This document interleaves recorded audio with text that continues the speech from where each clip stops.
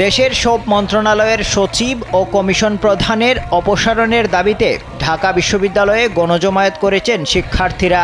মঙ্গলবার বিশ্ববিদ্যালয়ের সন্ত্রাসবিরোধী রাজু ভাস্কর্যের পাদদেশে বৈষম্য বিরোধী ছাত্র আন্দোলনের 4 দফা দাবিতে সপ্তাহব্যাপী রেজিডেন্স উইকের অংশ হিসেবে এই জমায়েতে অংশ নেন শিক্ষার্থীরা। আন্দোলনরত শিক্ষার্থীরা বলেন, শেখ হাসিনা দেশ ছেড়ে পালালেও তার দোসররা এখনও দেশের গুরুত্বপূর্ণ স্থানে বসে আছে। তারা দেশকে অস্থিতিশীল করে পুনরায় শেখ হাসিনাকে ক্ষমতায় আনার অপচেষ্টা চালাচ্ছে, কিন্তু ছাত্র জনতা কখনোই সেটা বাস্তবায়ন হতে দেবে না। স্যান্ডেলিনা সো, রূপচর্চায় আভিজাত্য। এজন্য শেখ হাসিনার অনুগত যত আমলা ও কমিশনের প্রধান রয়েছেন তাদের পদত্যাগ করতে হবে।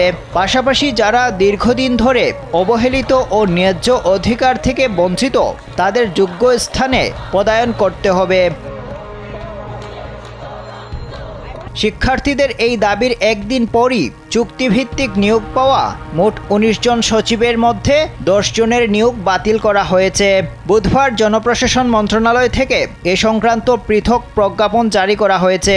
নিয়োগ বাতিলের তালিকায় রয়েছেন জাতীয় রাজস্ব বোর্ডের চেয়ারম্যান আবু হেনা রহমাতুল মুনিম, জাতীয় সংসদ সচিবালয়ের সচিব KS আব্দুস সালাম, সড়ক পরিবহন বিভাগের সচিব ABM আমিনুল্লাহ নুরি, বাংলাদেশ বিনিয়োগ উন্নয়ন কর্তৃপক্ষের চেয়ারম্যান লোকমান হোসেন মিয়া, পরিকল্পনা বিভাগের সিনিয়র সচিব সত্যজিৎ কর্মকার, বেসরকারি বিমান পরিবহন ও পর্যটন মন্ত্রণালয়ের সচিব মোকাম্মেল হোসেন, কৃষি মন্ত্রণালয়ের সচিব বেগম ওয়াহিদা আক্তার, বিজ্ঞান ও প্রযুক্তি মন্ত্রণালয়ের সচিব মোহাম্মদ আলী হোসেন, রেলপথ মন্ত্রণালয়ের সচিব ডক্টর মোহাম্মদ হুমায়ুন কবির এবং বাংলাদেশ বিনিয়োগ উন্নয়ন কর্তৃপক্ষের নির্বাহী সদস্য মোহাম্মদ খায়রুল ইসলাম।